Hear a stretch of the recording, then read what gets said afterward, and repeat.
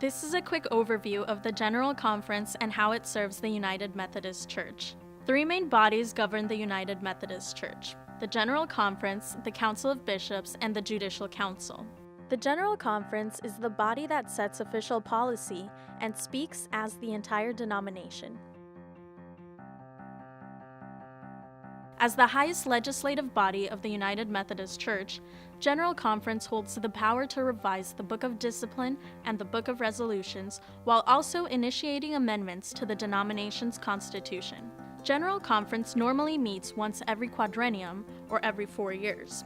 The Council of Bishops may also call a special session to address a specific topic. Only 2 special sessions have been called since the United Methodist Church formed in 1968.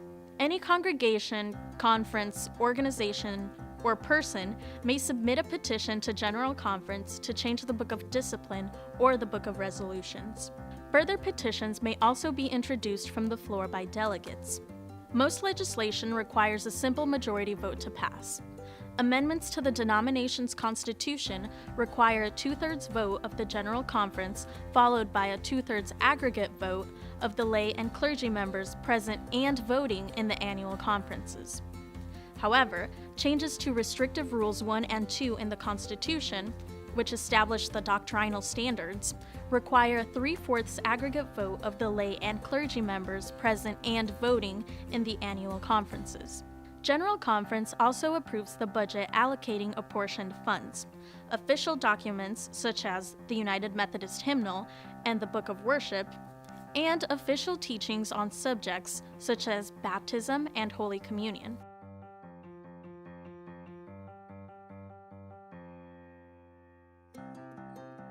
Delegates are United Methodists from around the world elected by their annual, missionary, or provisional conference. The total number of delegates at General Conference must always fall between 600 and 1,000 people. The General Conference consists of an equal number of lay and clergy delegates. Conferences elect their delegates no more than 2 years prior to the next General Conference session. Lay members to annual conference elect lay delegates, and clergy members elect clergy delegates. The United Methodist Church has a concordant agreement with 4 autonomous Methodist churches to send a total of 10 voting delegates.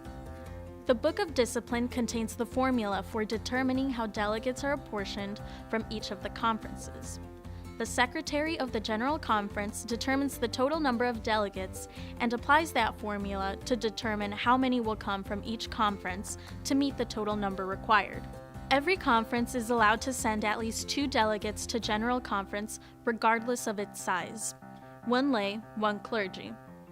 All delegates are eligible to vote on all legislation considered by the General Conference. Bishops preside during the General Conference session, but have neither voice nor vote. They do not address the conference unless given permission by General Conference.